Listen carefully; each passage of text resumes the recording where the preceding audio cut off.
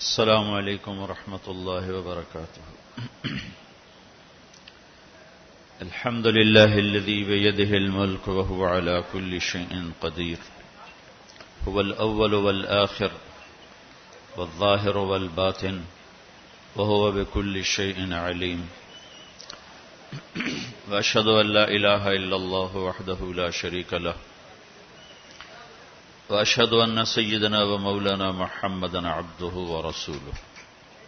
أما بعد، فأعوذ بالله من الشيطان الرجيم. بسم الله الرحمن الرحيم. الحج أشهر معلومات، فمن فرض فيهن الحج فلا رفث ولا فسوق ولا جدال، وما تفعلوا من خير يعلمه الله، وتزودوا فإن خير زاد التقوى. وقال النبي صلى الله تعالى عليه وسلم: الحج المبرور ليس له الجزاء إلا الجنة.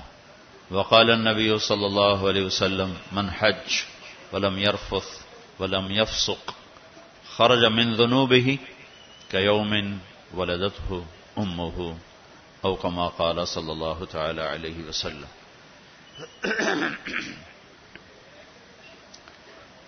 میرے بھائی اور بہنوں، اللہ تعالیٰ نے زندگی گزارنے کا ایک طریقہ ہمیں اپنے علم کامل سے عطا فرمایا ہے، جس کا نام ہے اسلام. ان الدین عند اللہ الاسلام، کہ اللہ تعالیٰ نے یہ اب اعلان کیا ہے کہ اب صرف ایک ہی دین ہے جس پر چل کر کامیابی تک پہنچا جا سکتا ہے. اس کے علاوہ باقی جتنے راستے ہیں یا جتنے مذاہب ہیں، اس کے بارے میں اللہ تعالیٰ فرما رہے ہیں: وَمَن يَبْتَغِ غَيْرَ الْإِسْلَامِ دِينًا فَلَن يُقْبَلَ مِنْهُ وَهُوَ فِي الْآخِرَةِ مِنَ الْخَاسِرِينَ. اسلام کو چھوڑ کر جو کسی اور راستے پر چلے گا قبول نہیں ہوگا اور وہ آخرت میں ناکام ہو جائے گا.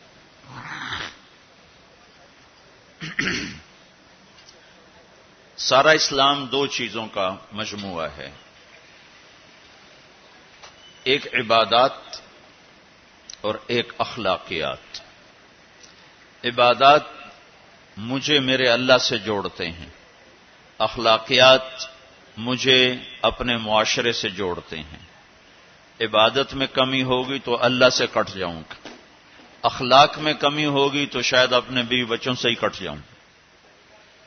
تو یہ دونوں لازمی پیپر ہیں. کچھ لوگ اس طرح سوچتے ہیں کہ جی خدمت خلق کرو، اللہ کو عبادت کی کیا ضرورت ہے، فرشتے ہی بہت. تو یہ بھی خطا پر ہیں. کچھ لوگ کہتے ہیں ہم حج کر کے اپنے سارے معاف کروا لیتے ہیں، واپس آ کے پھر اپنی چھری تیز کر لیتے ہیں. تو یہ بھی غلط. کچھ عبادت کی آڑ میں لوگوں کے حقوق ضائع کرتے ہیں اور کچھ اخلاق کی آڑ لے کر اللہ کے حق کو ضائع کرتے ہیں. یہ دونوں سوچ غلط ہے.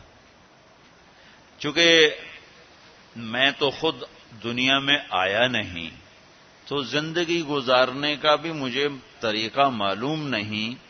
جس نے مجھے پیدا کیا وہی جانتا ہے کہ میرے لیے کون سا راستہ سلامتی کا ہے.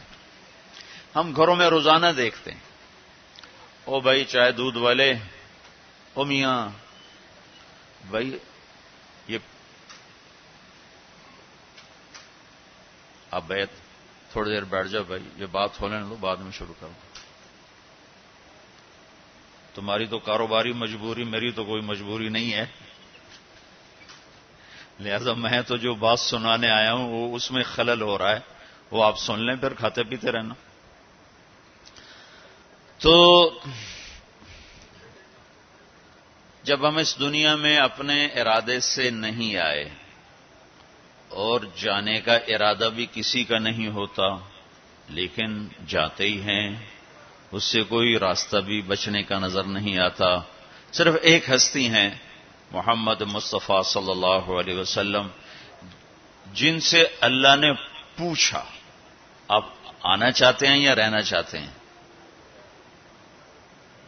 صرف ان کو یہ ایک اضافی اعزاز، اکرام، عزت کہ میرے حبیب سے پوچھو، ملک الموت کو حکم ہوا کہ ایک تو پوچھ کے اندر جانا ہے، بغیر پوچھے نہیں جانا، اور ایک اجازت لے کر لانا ہے، بن اجازت نہیں لانا۔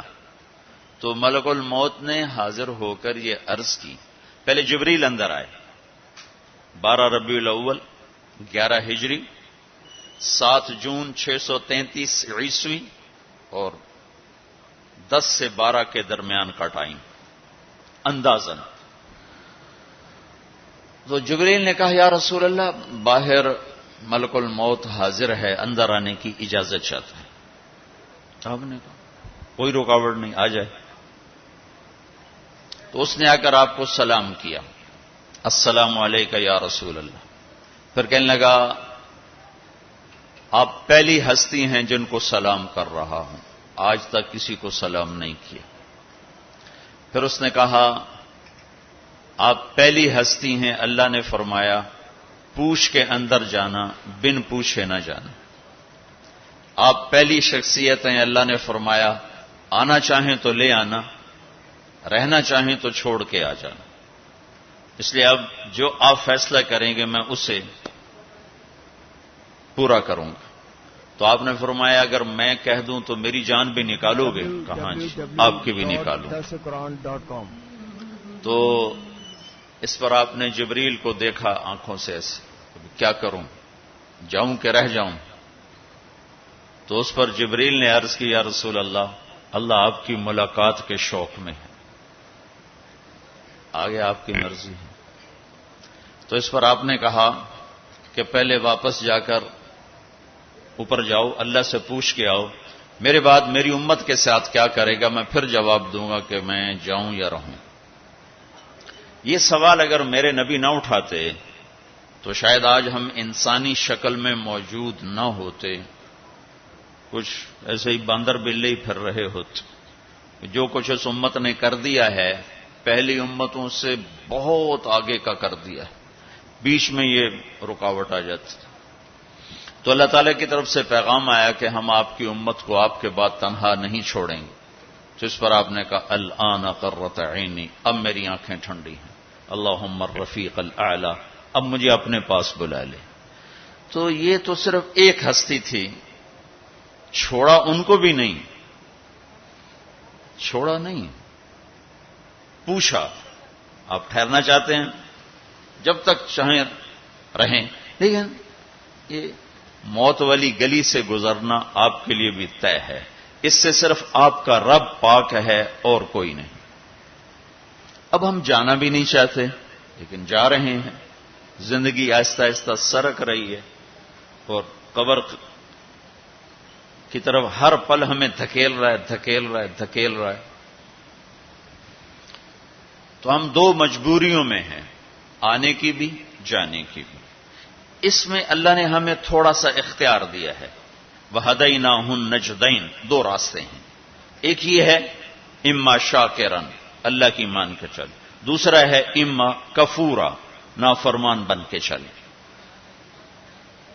فَمَنْ شَاءَ فَلْيُؤْمِنْ وَمَنْ شَاءَ فَلْيَكْفُرْ، جی چاہو تو اللہ کی مان لو، جی چاہو تو شیطان کی مان لو، یہاں کچھ نہیں کہے گا۔ یہ جزا سزا کی جگہ نہیں، یہ امتحان کی جگہ ہے۔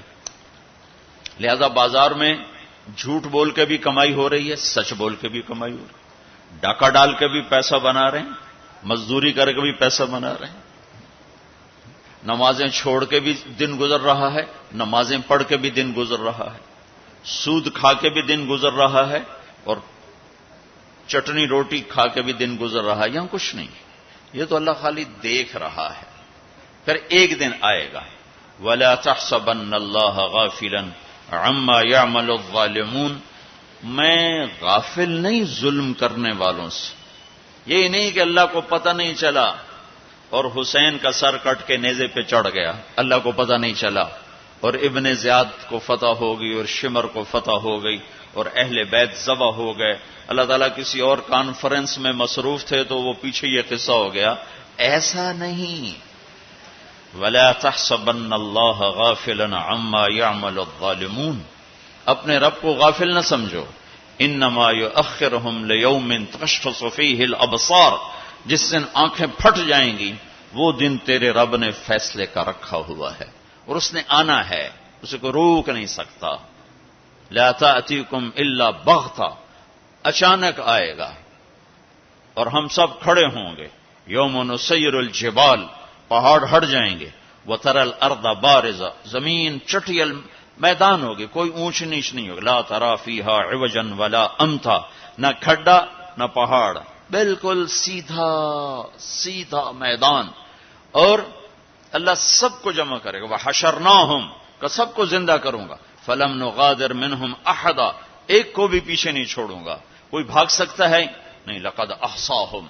تیرے رب کا گھیرا ہوگا. کوئی آگے پیچھے ہو کر گنتی غلط کر دے تو نہیں. وعدہم عدا. پورا کیلکولیٹ کیا ہوگا. وہ تو اس نے چونٹیوں کو گن کے رکھا ہوا ہے، تمہاری کیا حیثیت. تو اب دو مجبوریوں میں اللہ تعالیٰ نے ہمیں اختیار دیا ہے، اچھائی اور برائی. دین پہ چلو چھوڑ دو. تو وہ دین جو میرے رب نے مجھے دیا ہے اس میں دو حصے ہیں، ایک عبادت اور ایک اخلاق.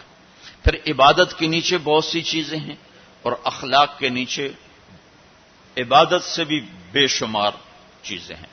عبادت کا جو چیپٹر ہے وہ مختصر ہے، اخلاق کا چیپٹر بہت لمبا چوڑا ہے، بہت پھیلا ہوا ہے. تو عبادت ہماری بنیاد ہے جس میں لا الہ الا اللہ. اس لیے میرے نبی نے فرمایا بنی الاسلام علی خمس. اسلام کی بنیاد 5 چیزیں ہیں. شہادت لا الہ الا اللہ محمد رسول اللہ. لا الہ الا اللہ محمد رسول اللہ کی گواہی. و اقام الصلاۃ نماز. و ایتاء الزکاۃ زکوٰۃ. و صوم رمضان رمضان کے روزے. و حج البیت من استطاع الیہ سبیلا اور حج. یہ 5 میں سے ایک اندر کا ایمان ہے جو نظر آنے والی چیز نہیں ہے، اور 4 نظر آنے والے کام ہیں، نماز ہے، زکوٰۃ ہے، روزہ ہے اور حج ہے. یہ 4 کسی نہ کسی طرح اس کی نشانی، افطاری ہو رہی، سحری ہو رہی، پتہ چلا کہ روزہ رکھا جا رہا ہے. نماز پڑھ رہے ہیں، پتہ چلا ہے نماز پڑھی جا رہی. زکوٰۃ دے رہے ہیں تو دینے والے کو پتہ چل رہا ہے، لینے والے کو پتہ چل رہا ہے کہ کچھ دیا جا رہا ہے. اور حج تو کھلا عمل ہے، لاکھوں انسانوں کے ساتھ مل کے کیا جاتا ہے. یہ 5 چیزیں اللہ نے ہماری بنیاد بنائی ہیں، جس میں لا الہ الا اللہ بنیاد کی بھی بنیاد ہے. لا الہ الا اللہ اندر کی چیز ہے، محمد الرسول اللہ باہر کی چیز ہے. لا الہ الا اللہ ہم دکھا نہیں سکتے، محمد الرسول اللہ ہم چھپا نہیں سکتے. لا الہ الا اللہ بتانا پڑتا ہے، محمد الرسول اللہ چھپانا بھی چاہیں تو نہیں چھپا سکتے. لا الہ الا اللہ کے لیے کوئی دلیل دینی پڑے گی. میں صرف ایک اللہ کو مانتا ہوں. کیا دلیل ہے؟ نماز پڑھتا ہوں، روزہ رکھتا ہوں، مخلوق سے آگے ہاتھ نہیں پھیلاتا ہوں، پتھر کو سجدہ نہیں کرتا ہوں. بہت سارے دلائل دینے پڑیں. لیکن محمد رسول اللہ تو ایسے سامنے آتا ہے جیسے سورج سامنے آتا ہے تو کوئی دلیل باقی نہیں رہ جاتی کہ جی کیا دلیل ہے کہ سورج ہے کہ پاگل دیکھ کھڑا ہوا ہے، یہ نظر آ رہا ہے. اس یہی سورج کا آنا اس کی دلیل ہے. تو پہلی چیز ہے لا الہ الا اللہ محمد رسول اللہ. لا کے ذریعے سے ساری کائنات کی نفی کہ سب سے کٹ کے اللہ سے جڑ جا. مشرق لا، مغرب لا، شمال لا، جنوب لا، آسمانوں پہ لا، زمینوں پہ لا، پتھروں پہ لا، پہاڑوں پہ لا، نوری پہ لا، ناری پہ لا، آفتابی پہ لا، خاکی پہ لا. لا کو ایسے پھرایا ہے میرے اللہ نے کہ اپنے سوا ہر شے کو کاٹ کے رکھ دیا ہے. کہ یہ کچھ نہیں، سب اللہ ہے. 0 0 0 لکھتے جاؤ، ساری کاپی بھر دو تو آپ نے کچھ بھی نہیں لکھا. اور 1 لگا دو پہلے 0 کے ساتھ تو ہر صفر دوسرے سے طاقتور بنتا جا رہا ہے، بنتا جا رہا ہے، بنتا جا رہا ہے، بنتا جا رہا ہے۔ پیچھے الف کا کمال ہے، پیچھے ایک کا کمال ہے، ایک کو ہٹاؤ تو سب صفر ہے۔ اللہ اب ایک ہستی ہے تو جبریل طاقت ہے، صفر نہیں ہے۔ اللہ ہٹ جائے تو جبریل صفر ہے۔ میکائیل، اسرائیل، اسرافیل طاقت ہیں اگر اللہ ہے، اللہ پیچھے ہٹ جائے تو یہ تینوں زیرو ہیں۔ جنت خوبصورت نعمتوں کا ٹھکانہ ہے، اس کے پیچھے ایک ہے۔ اللہ پیچھے ہٹ جائے تو جنت بھی زیرو ہے، اللہ پیچھے ہٹ جائے تو جہنم بھی زیرو ہے، اللہ پیچھے ہٹ جائے تو زمین آسمان کچھ نہیں ہے۔ لا کے ذریعے سے ہر چیز کو توڑ کر دل کا قبلہ اللہ بنا اور چہرے کا قبلہ بیت اللہ بنا، تو تب تیری نماز مکمل ہوگی، تب تیرا ایمان مکمل ہوگا۔ اس وقت دل کا قبلہ اللہ نہیں ہے، وہ پیسہ ہے، پیسہ ہے۔ دل کا قبلہ اللہ نہیں ہے، صرف کمائی ہے، صرف پیسہ ہے۔ تو اللہ تعالیٰ لا کے ذریعے سے کہتا ہے مجھے قبلہ بنا، دل مجھے دے۔ ابن آدم، اے آدم کی اولاد، انی لک محب فبحقی علیک کلی محبہ، میرے بندے میں تم سے پیار کرتا ہوں، تجھے میرے حق کی قسم تو بھی مجھ سے پیار کرنا سیکھ۔ اس دل کو اللہ کے لیے خالص کر، سب سے کٹ کر، اسے لا الہ لا الہ لا الہ تلوار چلتی ہے، لا الہ لا الہ لا الہ، پھر اللہ کے ساتھ تمام ہوتا ہے، الا اللہ الا اللہ الا اللہ، صرف اللہ، نیچے بھی اللہ، اوپر بھی اللہ۔ وَهُوَ الَّذِي فِي السَّمَاءِ إِلَٰهٌ وَفِي الْأَرْضِ إِلَٰهٌ، ادھر دیکھو تو اللہ اور اوپر دیکھو تو اللہ۔ رب المشرق والمغرب لا الہ الا هو فاتخذه وکیلا، مشرق میں دیکھو تو اللہ اور مغرب میں دیکھو تو اللہ۔ للہ المشرق والمغرب فأینما تولوا فثم وجہ اللہ، جدھر منہ پھیرو گے سامنے اللہ کے جلوے ہیں، جدھر منہ پھیرو گے سامنے اللہ کی قدرت ہے، جدھر دیکھو گے اللہ کے نظام اور شاہکار ہیں۔ جو لا کہا وہ لا ہوا، وہ لا بھی اس میں لا ہوا، جز لا ہوا، کل لا ہوا، پھر کیا ہوا؟ اللہ ہوا۔ یہ حج سے پہلے سیکھنے کی چیز ہے۔ حج کر کے زندگی کیوں نہیں بدل رہی؟ وہ بغیر سیکھے جا کے بیٹھ جاتے۔ پہلی جماعت کے بچے کو ایم اے کا پرچہ پکڑا دو، لو جی حل کرو۔ حج پر جانے سے پہلے بہت سی تیاری ہے، جیسے اب یہ آپ کو ظاہری تیاری کے لیے جمع کر رہے ہیں، یہ لے جانا ہے، وہ لے جانا ہے، یہ لے جانا ہے، وہ لے جانا ہے، یہ نہیں لے جانا، وہ نہیں لے جانا۔ اسی طرح اللہ کے دربار میں جانے کے کچھ اور آداب ہیں۔ دربار شاہی میں جانا ہو تو اس کے آداب ہیں، وہ لا الہ الا اللہ سے شروع ہو رہے ہیں۔ لا الہ الا اللہ یہ اللہ کو دل میں اتارنے والا، محمد الرسول اللہ یہ اس وجود میں ڈھلنے کی محنت۔ میں کہا کرتا ہوں لا الہ الا اللہ پاسپورٹ ہے اور محمد الرسول اللہ ویزا ہے۔ لا الہ الا اللہ کے بغیر سفر نہیں ہو سکتا، محمد الرسول اللہ کے بغیر انٹری نہیں ہو سکتی۔ ابھی میں 10-12 ملکوں کا سفر کر کے آ رہا ہوں، ہر جگہ پاسپورٹ یہ جی، ویزا یہ جی، جاؤ جی، پاسپورٹ دکھاؤ حاضر، ویزا بھی دکھاؤ یہ جی، اچھا جی جاؤ جی۔ تو لا الہ الا اللہ، اللہ نے آپ کو پاسپورٹ بنانے کی تکلیف نہیں دی، بنا کے دے دیا۔ ان سے پوچھو جو نئے مسلمان ہوتے ہیں۔ ایک دفعہ ہماری جماعت سوات میں تھی تو ایک نوجوان اسٹریٹ لائٹ کے نیچے پڑ رہا تھا، تو ہمارے ایک ساتھی نے، پتہ تو لگتا نہیں شیو کیا ہوا ہے، مسلمان ہے، ہندو ہے، کون ہے، کیا پتہ چلتا، تو اس نے اس کو دعوت دینی شروع کر دی۔ وہ سنتا رہا، پھر کہنے لگا، وہ ذرا ادھیڑ عمر تھے، کہا بابا جی آپ خوش قسمت ہیں، آپ مسلمان ہیں، مجھے پتہ ہے ہندو مذہب کوئی مذہب نہیں، پتھر کی پوجا ہے، لیکن اگر میں کلمہ پڑھتا ہوں تو مجھے 70 رشتے توڑنے پڑتے ہیں، اور آگے کوئی ایک مسلمان نہیں جو مجھے قبول کرے۔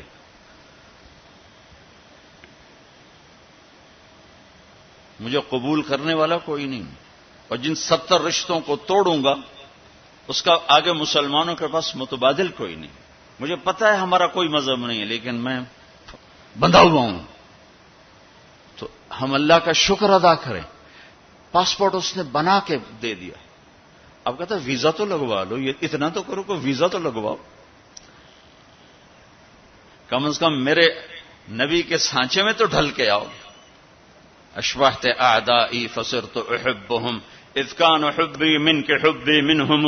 ابو نواس ایک شاعر ہے, وہ اپنے محبوب سے کہہ رہا ہے کہ تو دشمن کے روپ میں آئی تو مجھے دشمنوں سے بھی پیار ہو, تو نے میرے دشمن کا روپ دھارا تو مجھے دشمنوں سے بھی عشق ہو گیا کہ تیری جھلک جہاں بھی ہوگی مجھے وہ پیاری لگے گی.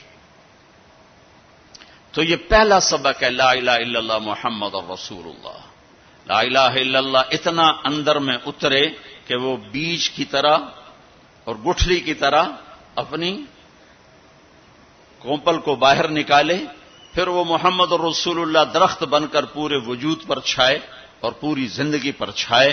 تو یہ پہلی محنت. پھر اس کے بعد نماز ہے جو 5 وقت اللہ تعالیٰ نے فرض فرمائی. 50 دینی 5 تھیں, شروع 50 سے کیا.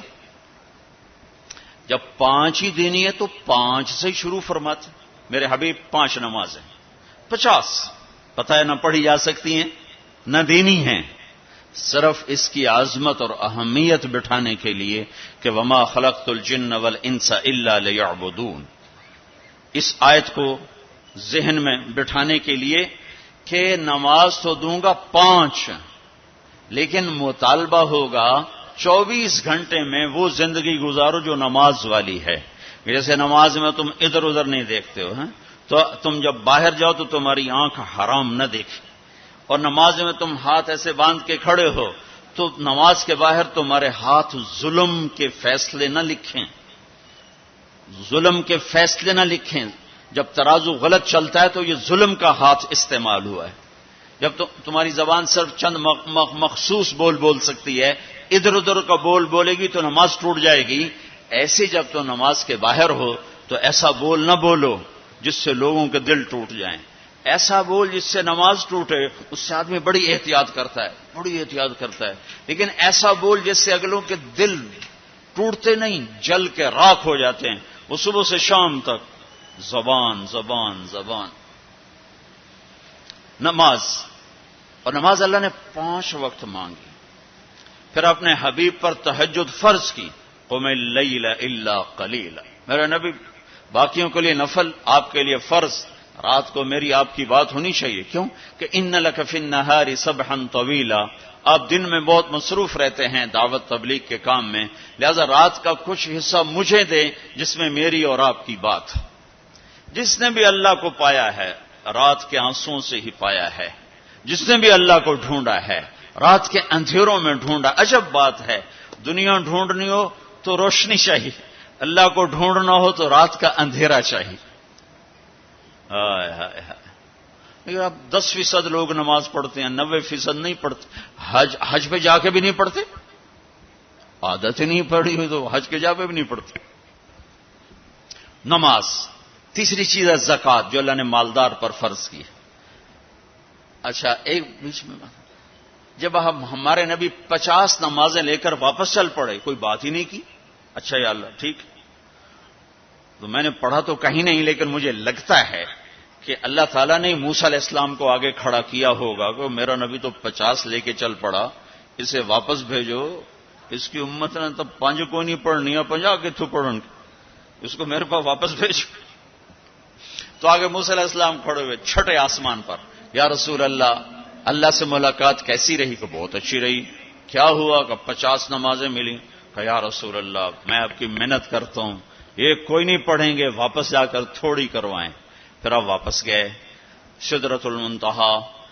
تو اللہ نے کتنی کام کی؟ 5. چلو اللہ تعالیٰ 45 کٹھی اڑا دیتا. اچھا میرے حبیب 5. پھر واپس. پھر ہمارے نبی نے نہیں کہا یا اللہ بہت زیادہ ہیں.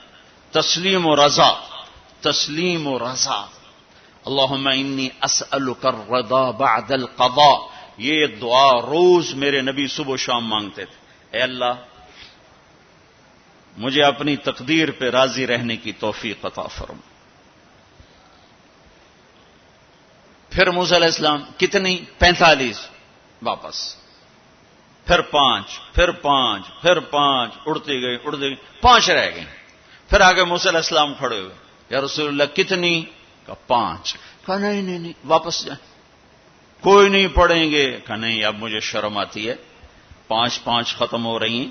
اب گیا تو یہ 5 بھی چلی گئی تو میری امت تو ختم ہو گئی، میری امت تو محروم ہو گئی، اب میں نہیں جاتا. کہا ٹھیک ہے آپ کی مرضی، ویسے مجھے پتا ہے کہ یہ نہیں پڑھیں گے، چونکہ میری امت پہ 2 نمازیں فرض تھیں، انہوں نے وہ بھی نہ پڑھی، یہ کراچی والے 5 کہاں پڑھیں. موسیٰ علیہ السلام چونکہ تجربہ کر چکے تھے، لیکن ہمارے نبی نے فرمایا نہیں اب مجھے شرم آتی، اب میں نہیں واپس جاؤں. جس نے پڑھنا ہوگا پڑھے گا، نہیں پڑھنا ہوگا نہیں پڑھے. ہر کوئی اپنے اپنے کیے کا اجر اللہ سے لے لے. صرف عظمت اور اہمیت بٹھانے کی. جب آپ اس 5 پر موسیٰ علیہ السلام کو انکار کر کے چل پڑے تو پیچھے سے اللہ کی آواز آئی، میرے حبیب پڑھنے کو 5 لیکن میرا بول وہی، لکھوں گا 50. ہر نماز 10 لکھی جائے گی، ہر نماز 10 لکھی جائے گی. پھر انہوں نے زکوٰۃ کو فرض کیا، مالداروں پہ زکوٰۃ. خذ من اموالہم صدقۃ تطہرہم بہا وتزکیہم وصلی علیہم. زکوٰۃ اتنا بڑا عمل ہے کہ اللہ تعالی ہمیں کہتا ہے کہ میرے نبی پہ درود پڑھو، فرشتوں سے کہتا ہے میرے نبی پہ درود پڑھو، اور خود بھی کہتا ہے کہ میں اپنے نبی پر درود بھیجتا ہوں. اللہ کی طرف اب درود کی نسبت وہ رحمت ہے، اور فرشتوں کی طرف ہماری طرف درود کی نسبت دعا ہے جو ہم کرتے ہیں، صلی علی محمد وعلی آل محمد. تو اللہ تعالیٰ نے ہمیں آپ کو، پوری دنیا کے اہل ایمان کو، فرشتوں کو حکم دیا کہ میرے نبی پر درود پڑھو، اور خود بھی پڑھتا ہے، ان اللہ وملائکتہ یصلون علی النبی. جو لوگ اللہ کے نام پہ خرچ کریں گے تو اللہ تعالیٰ کہہ رہا ہے وصلی علیہم، اے میرے حبیب ساری امت پر نہیں، جو تیری امت میں میرے نام پہ خرچ کریں گے ان پہ تو درود پڑھ. اگرچہ یہاں صلی دعا کے معنی میں ہے کہ تو ان کے لیے دعا کر، آپ ان کے لیے دعا فرمائیں. تو مال خرچ کرنے والوں کے لیے اللہ اپنے حبیب سے فرما رہے ہیں کہ ان کے لیے آپ دعا کریں. صلی علیہم ان صلاتک سکن لہم. آپ کی جو دعا ہوگی اور آپ کی جو صلات ہوگی، جو آپ کا درود ہوگا، دنیا اور آخرت کے سارے مسائل ان کے حل کر کے لے جائے گا. ان کی دنیا بھی سکھی کر دے گا، ان کی آخرت بھی سکھی کر دے گا. تو اللہ تعالیٰ نے زکوٰۃ فرض کی، وہ بہت تھوڑی فرض کی. پہلی امتوں پر تھی 100 میں 10 روپے، اور ہماری ہے 100 پہ 2.5 روپے. اور اتنا فضل فرمایا کہ پورا سال پیسہ پڑا رہے، پھر کہا اس میں سے 2.5 روپے دے دو، 2,500 دے دو. اگر استعمال ہو جائے تو کوئی سال سے 1 دن پہلے اگر وہ مال خرچ ہو گیا ہے تو زکوٰۃ ختم ہو گئی. اور 82 دفعہ قرآن میں مال خرچ کرنے کا حکم آیا، 82 دفعہ. اور اللہ تعالیٰ نے ترغیب دی ہے کہ مالدار فقیروں پہ خرچ کریں. پھر اللہ تعالیٰ نے فقیروں کو ترغیب دیا کہ تم بھی جتنی وسعت ہو خرچ کیا کرو. میرے نبی نے ترغیب دی، سبق درہم 100,000 درہم. 1 روپیہ اللہ کے نام پہ خرچ کرنا 1 لاکھ روپیہ خرچ کرنے سے بڑھ گیا. تو صحابہ نے عرض کی وہ کیسے بڑھ گیا؟ تو آپ نے کہا ایک آدمی کے پاس 2 روپے، ایک آدمی کے پاس کروڑوں روپے. جس کے پاس 2 روپے تھے اس نے 1 روپیہ اللہ کے نام پہ دے دیا، اور جس کے پاس کروڑوں تھے اس نے 1 لاکھ دیا. جس نے 2 میں سے 1 دیا اس نے اپنے مال کا آدھا حصہ دیا. جس نے 1 لاکھ دیا اس نے اپنے مال کا کوئی 1000واں حصہ دیا. جب تولا جائے گا تو 1 روپے کا وزن 1 لاکھ سے بڑھ جائے گا. اور اس کا ایک واقعہ بھی، حضرت عمر ہمیشہ حضرت ابو بکر سے نہ کوشش کرتے تھے آگے نکل جاؤں، آگے نکل جاؤں، آگے نکل جاؤں. ساری زندگی موقع نہ بن سکا. تبوک کا موقع آیا تو اللہ کے نبی نے کہا مال خرچ کرو. عثمان رضی اللہ تعالیٰ نے 10,000 لشکر کا سارا سامان تیار کیا. ان کی سواریاں، ان کا راشن کے لیے تھیلوں کو بند کرنے کے لیے دھاگے تک اپنے گھر سے دیے، اور 300 دینار اوپر دیے. تو اللہ کے نبی کی جھولی میں وہ 300 دینار پڑے تھے یوں. اور آپ ان دیناروں کو اٹھا اٹھا کے یوں فرما رہے تھے ما علی عثمان اللہ یعمل بعدا، عثمان آج کے بعد کچھ بھی نہ کرے تو جنت واجب ہوگی۔ تو عمر کہنے لگے آج میں ابو بکر کو کاٹ سکتا ہوں، آج میں اس سے آگے نکل سکتا ہوں کہ وہ آج کل غریب ہے، میں مالدار ہوں، تو وہ تھوڑا لائے گا میں زیادہ لاؤں گا تو میں بڑھ جاؤں گا۔ لہذا انہوں نے اپنے مال کا آدھا حصہ آدھا گھر میں رکھا اور آدھا لے کر آئے۔ ابو بکر نے جھاڑو پھیر دیا، جو کچھ تھا وہ سارا سمیٹ کے لے آئے۔ جب دونوں پراپرٹی سامنے رکھی گئیں تو حضرت عمر کی بہت زیادہ نظر آ رہی، ابو بکر کی بہت تھوڑی نظر آ رہی، لہذا حضرت عمر بڑے اطمینان میں کھڑے کہ آج جیت خطاب کے بیٹے کی ہے۔ میں قربان جاؤں، اللہ رسول تو جانتے ہیں کہ کون کیا کر کے آیا ہے، تو میرے نبی نے سوال ہی بدل دیا جو اس موقع کا سوال ہی نہیں۔ کوئی آدمی مسجد میں چندہ دینے جائے، مدرسے میں چندہ دینے جائے، کہا جی مول صاحب یہ 1 لاکھ روپیہ ہے مدرسے کے لیے، مسجد کے لیے۔ آگے مولوی صاحب کہیں پیچھے کتنے پڑے ہوئے ہیں، تو کہے گا اے بھی واپس کرو، میں تو تھوڑی نیت ہے جو کوئی چکر لگتا ہے کہ تسی ٹھیکیدار ہو، مگر علی شاید ابھی پیچھے کتنے پے۔ یہ موقع کا سوال ہے ہی نہیں۔ مولوی صاحب کو چاہیے جی جزاک اللہ، یہ لیجیے رسید، بسم اللہ، پھر بھی موقع آئے تو دیتے رہیں۔ تو میرے نبی نے پوچھنا یہ تھا ابو بکر کتنا لائے ہو، عمر کتنا لائے ہو، اور یہی اس موقع کا سوال ہے۔ لیکن اللہ رسول جانتے ہیں کہ کس کے مال میں وزن زیادہ ہے، تو میرے نبی نے سوال بدل دیا، فرمایا عمر ما خلفت، واہ واہ عمر پیچھے کیا چھوڑ کے آئے ہو؟ تو حضرت عمر تو وہیں دھڑم ہو گئے گا، بابا میں گیا، سوال سے ہی وہ پتہ چلے گا، بات میری کلی اڑ گئی وکٹ۔ عمر ما خلفت یا ما ترکت لأہلک، یہ دونوں الفاظ ہیں، پیچھے گھر والوں کے لیے کیا چھوڑا؟ تو پہلے حضرت عمر بڑے جوش میں کھڑے تھے، پھر ایک دم ڈھیلے ہو گئے، کہنے بات جی آدھا چھوڑا ہے آدھا لایا ہوں۔ پھر آپ نے کہا ابا بکر ما خلفت یا ما ترکت لأہلک، ابو بکر تو پیچھے چھوڑ کے کیا آیا، بچوں کے لیے کیا چھوڑ کے آیا؟ تو انہوں نے کہا ترکت اللہ ورسول، میں تو اللہ اس کے رسول کو چھوڑ کے آیا ہوں، باقی سب کچھ لے آیا۔ تو اس پر عمر کہنے لگے ابو بکر میں نہیں تجھ سے آگے بڑھ سکتا، کوئی بھی تجھ سے آگے نہیں بڑھ سکتا۔ اور اگلی سنو،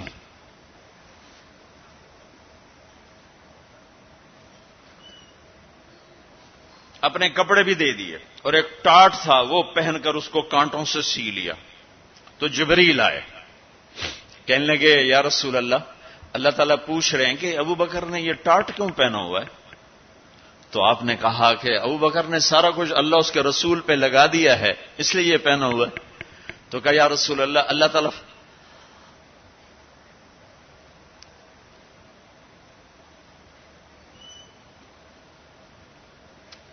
تعالیٰ فرما رہے ہیں ابو بکر سے پوچھو مجھ سے راضی تو ہے، مجھ سے راضی تو ہے، اس فخر میں مجھ سے راضی ہے؟ میں تو اتنا سفر کر کے آیا ہوں، حالانکہ ابھی 4 دن پہلے میں 12 ملکوں کا 10 ملکوں کا سفر کر کے ہوں، ساری ہڈیوں میں درد ہے، میں اس لیے آیا ہوں کہ چلو کوئی بخشش کا بہانہ مل جائے، کوئی بخشش کا بہانہ مل جائے، اللہ راضی ہو جائے۔ آپ سارے اس لیے حج پہ جا رہے ہو کہ اللہ راضی ہو جائے۔ جو سارے جہان سے کہتا ہے مجھے راضی کر، وہ کہہ رہا ہے ابو بکر سے پوچھو مجھ سے راضی تو ہے۔ تو آپ نے کہا ابو بکر تیرا رب تجھے سلام بھی کہہ رہا ہے اور پوچھ رہا ہے کہ راضی ہو؟ تو ابو بکر کی چیخیں نکلی، میں اپنے رب سے راضی، میں اپنے رب سے راضی ہوں، میں اپنے رب سے راضی۔ میرے بھائیو بہنوں، زندگی ایسے گزار کے مرو کہ اللہ کو ملے تو اللہ خوش ہو کے مل رہا، ایسے نہ مرو کہ اللہ کی بارگاہ میں پیش کیے جا رہے ہوں مجرم بن کر، قیدی بن کر۔ تو اللہ اس کے رسول نے مال لگانے پر زور دیا، اللہ چاہتا تو سب کو مال دے دیتا، کسی کو فقیر کسی کو مالدار، مالدار کا شکر کا امتحان لیا، فقیر کے صبر کا امتحان لیا۔ کہ اللہ فقیر کا صبر دیکھے گا، مالدار کا شکر دیکھے گا. اور جب مالدار لوگ زکوٰۃ نہیں دیتے تو پھر عزتیں نیلام ہوتی ہیں.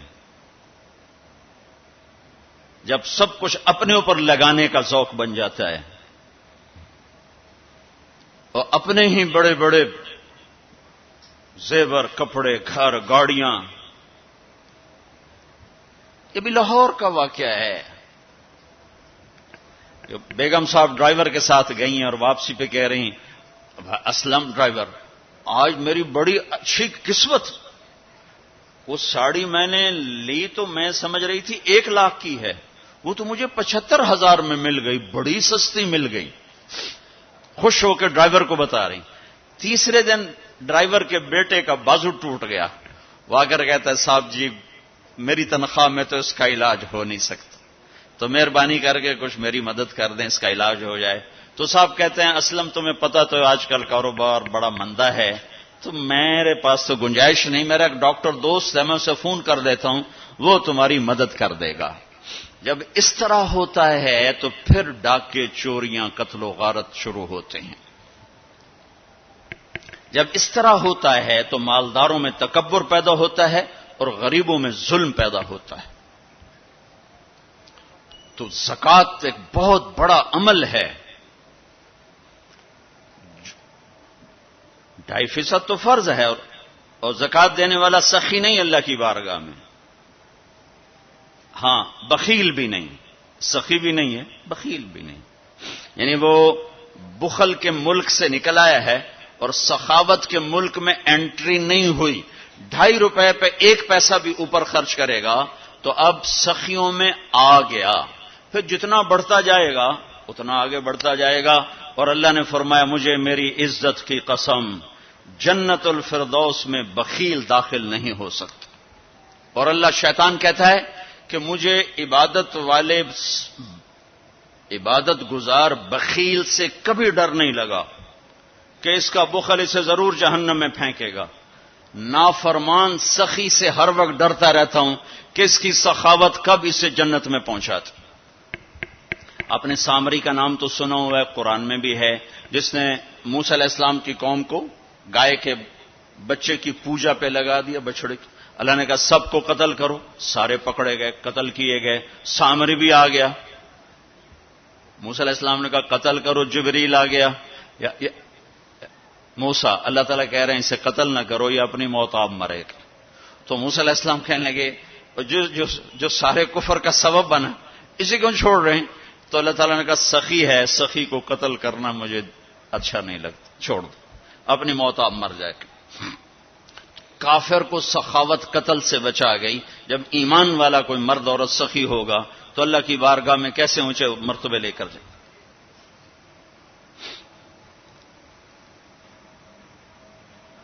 تو اپنے اوپر خرچ کرو وسعت کے مطابق. اللہ نے روکا نہیں ہے، منع نہیں کیا ہے، منع نہیں کیا ہے، لیکن غریب کو بھی یاد کرو. زکوٰۃ کو فرض قرار دیا اور آپ نے فرمایا جس نے مزدور سے کام لیا اور اس کو مزدوری نہ دی، یہ تمہارے کراچی میں ہر وقت ہو رہا ہے، ہر جگہ ہو رہا ہے. جتنا بڑا کوئی طاقتور ہے اتنا وہ اپنے نوکروں پر ظالم بھی ہے، جابر بھی ہے، اور ان کے حقوق بھی مارتا ہے، چونکہ فریاد ہی نہیں کر سکتا. میرا پنجاب کا زمیندارہ ماحول سارا ایسا ہی. تو آپ نے فرمایا جس نے مزدور سے کام لیا اور اسے موقع پہ تنخواہ نہ دی اور اس کے پیسے مار لیے، تو اس مزدور کا قیامت کے دن میں وکیل بنوں گا، میں اس کا کیس لڑوں گا. اور جس کا کیس میرے نبی نے لے لیا، پھر اگلا کوئی بچ کے جا سکتا ہے کہیں؟ مزدور کا پسینہ خشک ہونے سے پہلے اس کے ہاتھ میں پیسے پکڑا دو. پھر مزدور سے فرمایا، یعنی دونوں طرف کا خوبصورت، کیا دین خوبصورت ہے، کہ جو اپنے نوکر کی، جو اپنے مالک کی نوکری بھی پوری دیانتداری سے کرے اور اللہ کی بندگی بھی دیانتداری سے کرے تو اسے ہر کام پہ دگنا اجر ملے گا. دگنا. یعنی میں ایک نماز پڑھتا ہوں، میری 10 ہیں، اس کی 20 ہوں گی. میں ایک روزہ رکھتا ہوں، میرا 1 ہے، اس کے 2 ہوں گے. میں ایک قرآن ختم کرتا ہوں، میرا 1 ہے، اس کے 2 ہوں گے. کہ ایک طرف اپنے مالک کے ساتھ دیانتداری سے نوکری کر رہا ہے اور ایک طرف اپنے اللہ کے ساتھ دیانتداری سے بندگی کر رہا ہے، دگنا اجر ہو جائے گا۔ تو مال خرچ کرنا یہ تیسری بنیاد۔ چوتھی بنیاد ہے روزہ۔ لا الہ الا اللہ یہ کلمہ تعارف ہے، کلمہ معرفت ہے۔ نماز اس تعارف کو محبت میں بدلنے کا ذریعہ ہے۔ زکوٰۃ، لا الہ الا اللہ یہ تعارف ہے۔ نماز یہ تعلق پیدا کرتی ہے، زکوٰۃ یہ محبت پیدا کرتی ہے، اور روزہ یہ عشق پیدا کرتا ہے۔ یہ یوں ترتیب چل رہی ہے ایسے سے۔ ایک دم حج پہ ہم چڑھ جاتے ہیں نا، یہ پچھلی سیڑھیاں طے نہیں کرتے، جیسے جاتے ہیں ویسے ہی واپس آ جاتے ہیں۔ تو لا الہ الا اللہ محمد رسول اللہ یہ تعارف کا کلمہ ہے، تعارف ہو رہا ہے، پہچان ہو رہی۔ جیسے میرا باپ کا ایک تعارف ہو رہا ہے، چہروں سے ہم پہچان رہے ہیں ایک دوسرے کو، کسی کو ہم نام سے پہچانیں گے، پھر ملتے رہیں گے تو تعلق بن جائے گا، ایک دوسرے پر خرچ کریں گے تو وہ محبت بن جائے گی۔ تو لا الہ الا اللہ محمد رسول اللہ یہ کلمہ معرفت ہے، پہچان۔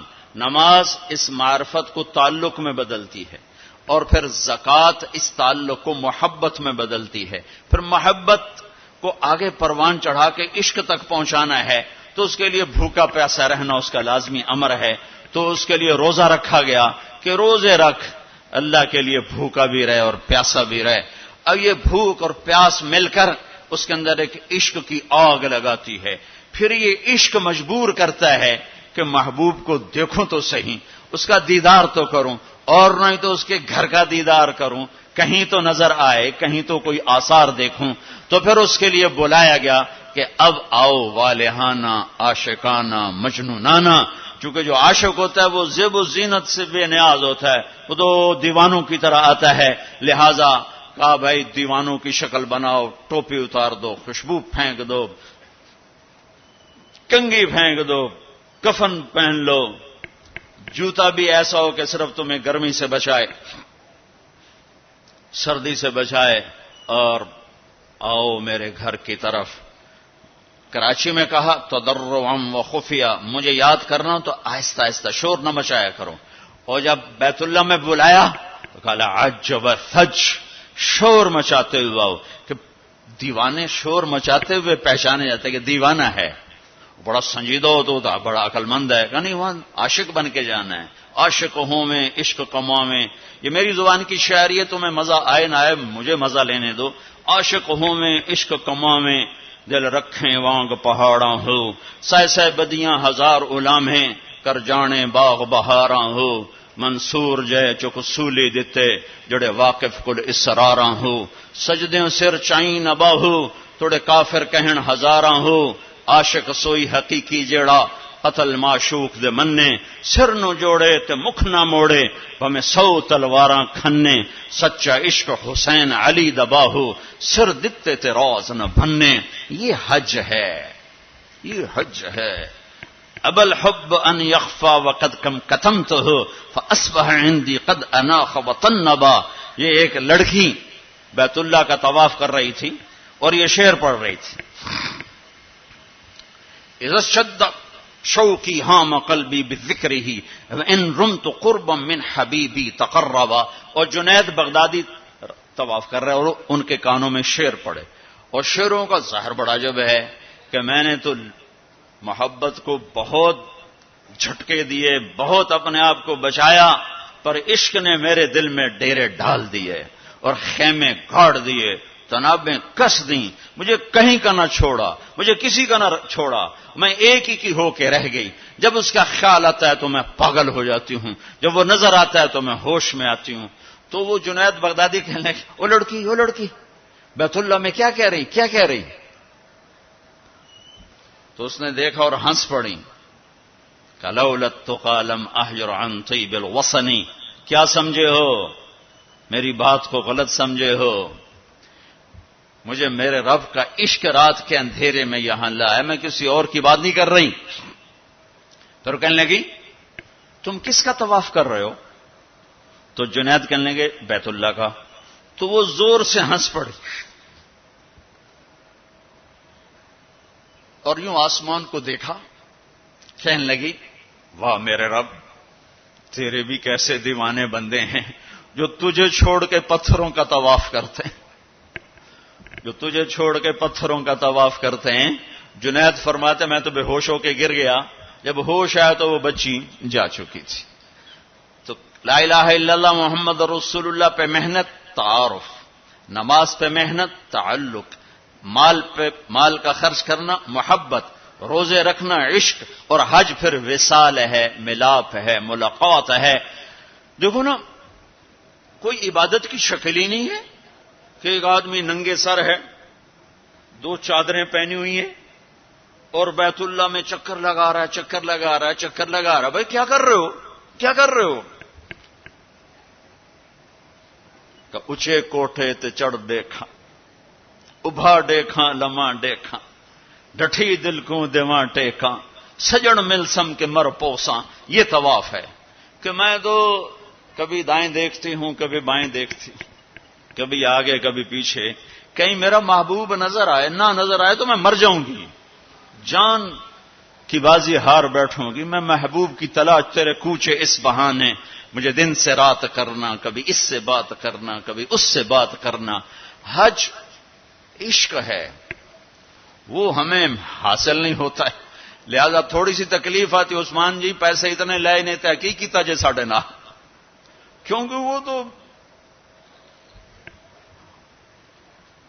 کھانے پینے کا پروگرام ہے، کھابا پروگرام ہے، کیا بوفے مجھے یاد نہیں آ رہا تھا، بوفے ٹھنڈا ملا ہے، اس کے تو تصور میں ہی نہیں ہے کہ میں کسے ڈھونڈنے آیا ہوں۔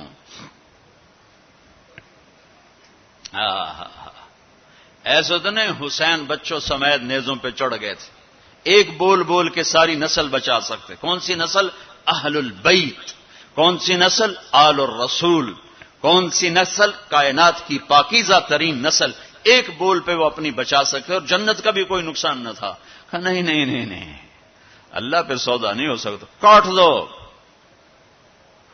تمہارا تاجر جھوٹ بولنے کو تیار، جھوٹ چھوڑنے کو تیار نہیں، سود چھوڑنے کو تیار نہیں۔ کتنے بڑے تاجروں نے میرے ساتھ متھا مارا کہ سود کے بغیر تجارت چلا کے دکھاؤ، سود کے بغیر تجارت کیسے چلے گی؟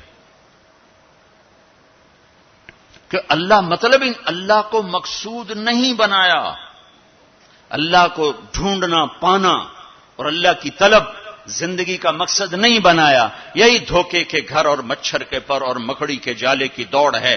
اسی کو عزت سمجھا، اسی کو بڑائی سمجھا، اسی کو بلندی سمجھا، اسی کو معراج سمجھا۔ آج آنکھ بند ہوگی تو پتہ چلے گا کہ میں تو کسی بہت بڑے دھوکے کا شکار ہو کے آیا ہوں۔ اس لیے قیامت کا دن کو یوم التغابن بھی کہتے ہیں، تغابن کے نام پر سورت اتری ہے کہ اس دن لوگوں کو پتہ چلے گا ہائے دھوکے میں رہ گئے۔ ذالک یوم التغابن، یہ ہے جس دن دھوکہ کھلے گا کہ ہم تو دھوکے میں رہ گئے۔ تو بھائیو بہنوں، حج کا اصل موضوع سمجھو، اللہ کو پانا اور اللہ کے لیے جینا اور اللہ کے لیے مرنا اور اللہ پہ مٹ جانا، یہ حج کا مغز ہے، یہ حج کی روح ہے۔ باقی اس کے اعمال ہیں، کچھ سفر کی ضرورتیں ہیں، کچھ وہاں رہنے کی ضرورتیں ہیں، کچھ حج کے جو شرعی اعمال ہیں کچھ ان کی ضرورتیں ہیں، لیکن جو حج کی روح ہے وہ ہے اللہ کو ڈھونڈنا، قبلہ بدلنا، قبلہ یہ دل اللہ کو دینا۔ ایک صحابہ نے پوچھا یا رسول اللہ مل اسلام، یا رسول اللہ اسلام کیا ہے؟ آپ نے کہا ان تسلم قلبک للہ، دل اللہ کو دے دے یہ اسلام ہے، دل اللہ کو دے دے یہ اسلام ہے۔ تو بھائیو بہنوں طے کر کے جاؤ کہ زندگی کو بدل کے واپس آنا۔ اتنے سال اپنی مرضی کے گزار لیے، تو اب اللہ سے مل کے آ رہے ہیں، تو اب باقی زندگی اس کی مرضی پہ گزار دیں گے۔ اتنا زمانہ اپنی مرضی پہ گزارا ہے، تو اب باقی جو وقت حج کے بعد گزرے گا وہ اللہ کی مرضی پہ گزاریں کہ جو اللہ کہے گا وہ کریں گے، جس سے روکے گا اس سے روکیں گے، جو وہ فرمائے گا اس پر لبیک کہیں گے، جس سے ہٹائے گا اس سے پیچھے ہٹتے چلے جائیں گے۔ تو ہمیں اس کی روح حاصل ہو گئی۔ یہ عبادات ہیں، اور عبادات میں یہ سب سے عالی شان اللہ نے عبادت بنائی ہے الحج۔ اور ایک اور میں نے غور کیا، اللہ تعالیٰ نے نماز فرض کی تو فرمایا کہ ان الصلاۃ علی المؤمنین کتابا موقوتا، نماز ایمان والوں پر فرض ہے، اس میں اللہ کا نام کوئی نہیں ہے۔ کتب علیکم الصیام کما کتب علی الذین من قبلکم، تم پہ روزے فرض ہیں، اللہ کا نام اس میں کوئی نہیں ہے۔ من شہد منکم الشہر فلیصم، رمضان کا چاند دیکھو تو روزہ رکھو، اس میں اللہ کا نام کوئی نہیں ہے۔ لیکن جب اللہ نے حج کو فرض کیا تو میں وہ آیات دوبارہ پڑھ، ان الصلاۃ کانت علی المؤمنین کتابا موقوتا، نماز فرض۔ کتب علیکم الصیام کما کتب علی الذین من قبلکم، روزہ فرض۔ اقیموا الصلاۃ وآتوا الزکاۃ وانفقوا، زکوٰۃ فرض۔ اور جب اللہ تعالیٰ حج فرض فرمانے لگے تو اس کو یوں پیش کرتے، کتب علیکم الحج، تم پہ حج فرض ہو گیا، یہ نہیں۔ وَلِلَّهِ عَلَى النَّاسِ حِجُّ الْبَيْتِ مَنِ اسْتَطَاعَ إِلَيْهِ سَبِيلًا وَمَنْ كَفَرَ فَإِنَّ اللَّهَ غَنِيٌّ عَنِ الْعَالَمِينَ۔ جس طرح اللہ نے حج کو پیش کیا ہے، کسی عمل کو ایسے پیش نہیں کیا۔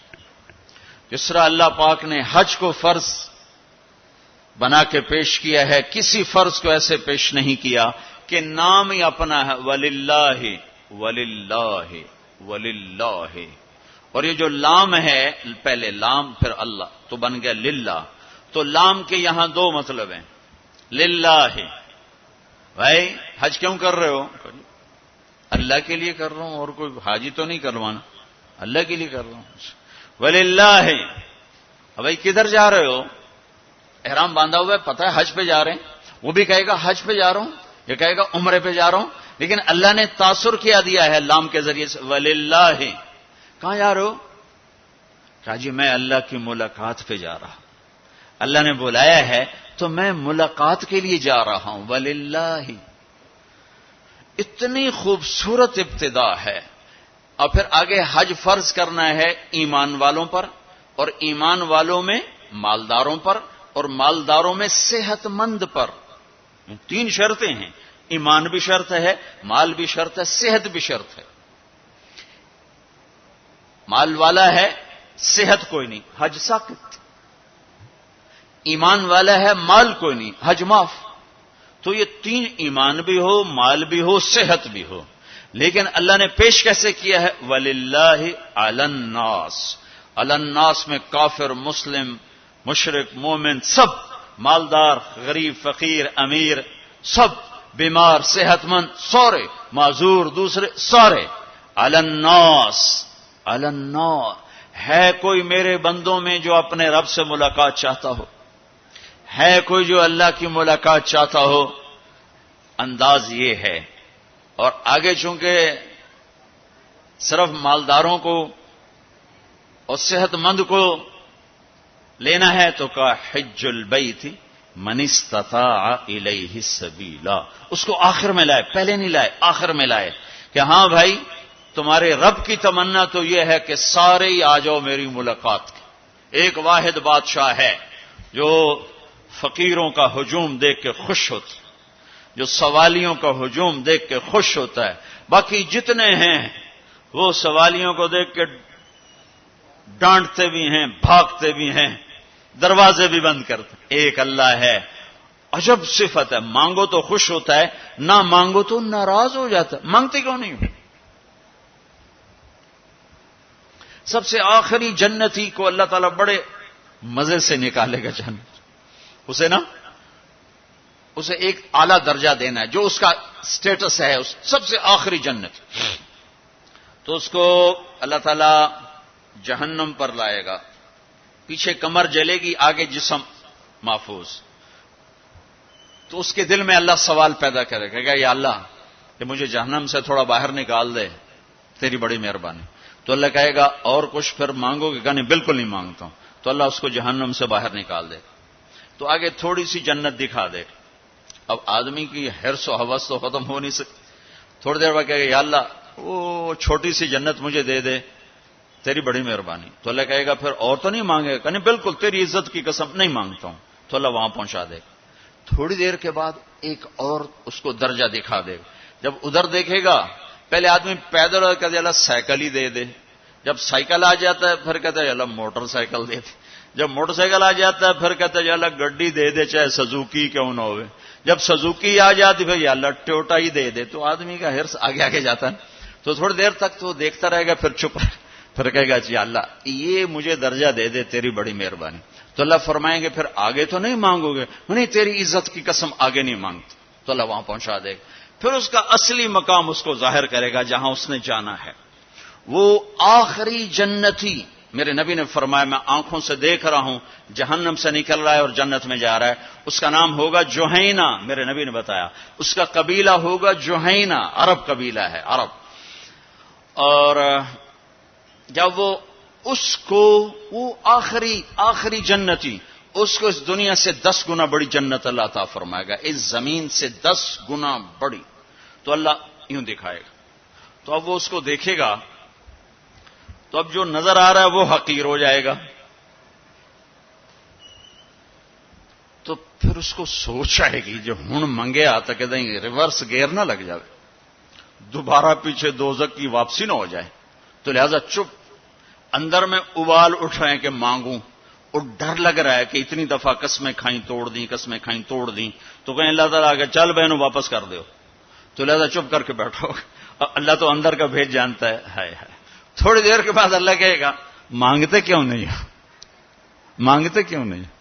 کہے گا یا اللہ سألتک حتی استحییت وحلفت فیک حتی استحییت. یا اللہ میں نے اتنا مانگا کہ اب مانگتے شرم آتی ہے، اور اتنی دفعہ قسمیں توڑی ہیں کہ اب قسم توڑتے ہوئے شرم آتی ہے. تو اللہ تعالیٰ فرمائیں گے واہ واہ تو نے مجھے لگتا ہے سمجھائی نہیں. اچھا اگر میں تمہیں دنیا سے 10 گنا بڑی جنت دے دوں تو راضی ہے؟ تو کہے گا یا اللہ رب ہو کے مذاق تو نہ کر میرے ساتھ. تو اللہ تعالیٰ فرمائے کہ مذاق نہیں کر رہا ہوں، چل تیرے لیے دروازے کھل گئے ہیں. تو اللہ واحد شہنشاہ ہے. مانگو تو خوش ہوتا، نہ مانگو تو ناراض ہوتا، اور جتنا مانگو اتنا خوش ہوتا. بعض لوگ اشکال کرتے ہیں کہ یہ اتنے نیک آدمی ہیں، یہ دعائیں مانگ مانگ کے تھک گئے، ان کی قبول ہی نہیں ہو رہی. اور یہ فلاں آدمی ایسا ہے کہ وہ ایک کام سیدھا نہیں دعا کرتا ہے قبول ہو جاتی. تو میرے نبی نے فرمایا کہ ایک اللہ کے تعلق والا بندہ یا بندی اپنی ضرورت میں اٹکا ہوا ہے اور اللہ سے مانگ رہا ہے اور رو رہا ہے، اوپر سے دروازہ نہیں کھل رہا ہے. کہتا پتہ نہیں کیا ناراضگی ہو گئی ہے. حتیٰ کہ فرشتے سفارش کرتے ہیں کہ یا اللہ یہ اتنے دیر سے بیچاری رو رہی ہے، یہ اتنے دیر سے رو رہا ہے، یا اللہ اس کا کام کر دے. تو اللہ تعالیٰ فرماتے احب ان اسمع حنینہ، مجھے اس کا رونا بڑا پیارا لگ رہا ہے، میں چاہتا ہوں کچھ اور رو لے. دے دیا تو پھر کیا رونا، لہذا میں چاہتا ہوں تھوڑا یہ رو لے. اس لیے لیٹ ہو رہا ہے، اس لیے لیٹ نہیں ہو رہا کہ میں ناراض ہوں. تو اللہ تعالیٰ کے مختلف اپنے بندوں کے ساتھ معاملات ہیں. تو حج میرے بھائیو بہنوں، وَلِلَّهِ عَلَى النَّاسِ حِجُّ الْبَيْتِ مَنِ اسْتَطَاعَ إِلَيْهِ سَبِيلًا. آؤ بھائی آؤ، اپنے رب کی ملاقات کے لیے آؤ، سارے آؤ، ایمان لے کر آؤ. کافر کلمہ پڑھ لو اور کلمے والے تیاری کر لو. پھر آگے نرمی کر دی. اچھا بھائی جو آ سکتا ہے وہ تو ضرور آئے. اس پیشکش میں اتنی محبت تھی کہ سننے والے کو یہ شک پڑ سکتا تھا کہ لگتا ہے اللہ کو ہمارے حج کی ضرورت پڑ گئی ہے. تو پھر ومن کفر، نہیں آؤ گے نا، یہاں کفر سے مراد کافر ہونا نہیں، ومن کفر، جو حج پہ نہیں آتا فإن اللہ لغنی عن العالمین، تو مجھے صرف تمہاری نہیں، مجھے تو کل کائنات کی پرواہ کوئی نہیں، تم نہیں آؤ گے تو کیا ہو جائے گا.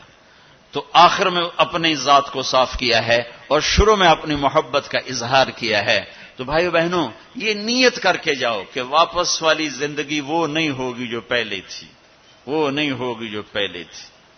تو اللہ کی ملاقات اس طرح ہو کہ ماضی اور حال اور ہو جائیں اور مستقبل اور ہو جائے تو گویا ہم اللہ کی بارگاہ میں اپنی مہر لگوا کے آ گئے. یہ اسلام کا عبادت کا پہلو ہے. یہ عبادت کا پہلو اس وقت مکمل ہوگا جب اس کے ساتھ اخلاق کا پہلو جڑے گا، وہ ہے لوگوں کے حقوق ادا کرنا. سب سے انشاءاللہ میں اللہ کے نبی کا خطبہ پڑھ کے سناؤں گا عرفات میں. 3 دن آپ نے تقریر فرمائی، تینوں دن ایک ہی جگہ سے بیان شروع کیا. لوگوں، تمہاری عزتیں، تمہارے جان، تمہارے مال ایک دوسرے کے لیے حرام ہو گئے. کسی کی عزت پہ، کسی کے مال پہ، کسی کی جان پہ ہاتھ نہ ڈالنا. اور آخری جملہ ہے لا ترجعوا بعدی کفارا یضرب بعضکم رقاب بعض. دیکھو میرے بعد کافر نہ ہو جانا کہ ایک دوسرے کے گلے کاٹتے پھر رہے ہو. ایک دوسرے کے گلے کاٹتے پھرنا گویا میرے نبی کی نظر میں کافر ہو جانا ہے. یہ آخری جملہ تھا. اور پھر ایک اور آخر لا تسودوا وجہی یوم القیامہ. دیکھو مجھے قیامت کا دن تمہاری وجہ سے شرمندہ نہ ہونا پڑے، مجھے شرمندہ ہونے سے بچانا. یہ آپ کے خطبات کے آخری الفاظ ہیں. تو ایک تو اس کی تفصیل حج کیسے کرنا، وہ کتابیں موجود ہیں، سارے کو چھوٹے چھوٹے پمفلٹ موجود ہیں، آپ آسانی سے اس کو فالو کر سکتے ہیں. اور اگر اس میں کوئی اونچ نیچ ہو جاتی ہے تو مینا بکروں سے بھرا پڑا، 1 بکرا دے دو، 2 دے دو، 4 دے دو، 5 دے دو، جتنے مرضی دے دو وہ ہو جائے گا. تو جب تم اتنے پیسے خرچ کر کے جا رہے ہو تو میرے نبی سے پوچھا گیا یا رسول اللہ سب سے بہترین حج کیا ہے؟ الحج والثج. سب سے بہترین حج ہے لبیک کہنا زور زور سے اور قربانی کرنا اپنی وسعت کے حساب سے، خون بہانا، قربانی کرنا. ہمارے نبی اگر اپنی طرف سے قربانی کرتے تو 1 بکرا ذبح کر دیتے، 1 دمبا ذبح کر دیتے، 1 مینڈا چھترا. ساری زندگی ہمارے نبی عید قربان پر 2 قربانیاں کرتے تھے، 2 چھترے، 1 اپنی طرف سے کرتے تھے اور 1 امت کی طرف سے کرتے تھے. ساری 2. لیکن جب آپ نے حج کیا تو آپ نے کتنی قربانیاں فرمائیں؟ آپ کی عمر مبارک 63 سال تھی تو آپ اور حضرت علی کے اونٹ مشترکہ مل کر 100 تھے. 100. تو وہ 100 اونٹ میں سے آپ نے 63 اونٹ الگ کروا لیا، ہر سال کا 1 اونٹ. اور 1 اونٹ میں 7 قربانیاں ہوتی ہیں، 1 میں 7 ہوتی ہیں. پھر ان میں سے 5 کو الگ کیا، 5 میں سے 1 کو سامنے لایا گیا اور اس کو کھڑا کر کے آپ نے ذبح کیا. کھڑا کر اس کے یہاں یوں برچھا مارا یوں. تو یہاں تو جانور ہو، بکرا ہو، اونٹ ہو، جب اس کو برچھا لگتا ہے تو وہ شور میں جاتا ہے، کرتا ہے. لیکن جب وہ اس اونٹ کو لگا نبی کے ہاتھ سے برچھا تو اس کی خوشی سے ہائے نکلی. اور پیچھے جو اونٹ کھڑے تھے ان میں جنگ شروع ہو گئی. ہر اونٹ رسی توڑ کے آگے بڑھ کے ذبح ہونے کی کوشش کر رہا تھا کہ کہیں میں پیچھے نہ رہ جاؤں، میں پہلے ذبح ہو جاؤں، میں پہلے ذبح. نہ شود نصیب دشمن کہ شود ہلا کے تیغت، سر دوستاں سلامت کے تو خنجر آزمائی. ہم آہوان سہرا سر خود نہاد برکف با امید آن کے روزے با شکار خواہی آمد. کہ آج سارے جنگل کے ہرنوں کو انتظار ہے کہ آج ہمارا محبوب شکار کرنے آ رہا ہے. تو ہر ہرن گردن جھکا کے کھڑا ہے کہ میں ذبح ہو جاؤں، میں ذبح ہو جاؤں، میں ذبح ہو جاؤں. تو یہ شعر میرے نبی پہ فٹ آتا ہے کہ سارے اونٹوں میں جنگ شروع ہو گئی اور ہر ایک کا زور تھا میں ذبح ہو جاؤں، میں ذبح ہو جاؤں. آپ نے 63 اونٹ ذبح فرمائے اور برچا پھینک دیا اور اپنی بیویوں کا حصہ اس میں نہیں رکھا. بیویوں کے لیے الگ قربانی کی، بیویوں بیگمات کے لیے الگ قربانی کی اور اپنے 63 اور 7 ہر اونٹ میں. اور پھر یہاں تک فرمایا کہ علی جو گوشت بنائے اس کو مزدوری گوشت میں سے نہیں دینی، میں الگ سے دوں گا، اس کا ہر ٹکڑا اللہ کے نام پہ جانا چاہیے. گوشت میں سے مزدوری بھی نہیں دی، الگ سے مزدوری دی. اور پھر فرمایا کہ آؤ بھائی جو لے جانا چاہتا ہے لے جائے. پھر فرمایا حضرت علی سے کہا ایک ایک بوٹی سارے اونٹوں سے لے لو. حضرت علی سے کہا ایک ایک بوٹی سارے اونٹوں سے لے لو. حضرت علی سے کہا ایک ایک بوٹی سارے اونٹوں سے لے لو. حضرت علی سے کہا ایک ایک بوٹی سارے اونٹوں سے لے لو. حضرت علی سے کہا ایک ایک بوٹی سارے اونٹوں سے لے لو. حضرت علی سے کہا ایک ایک بوٹی سارے اونٹوں سے لے لو. حضرت علی سے کہا ایک ایک بوٹی سارے اونٹوں سے لے لو. حضرت علی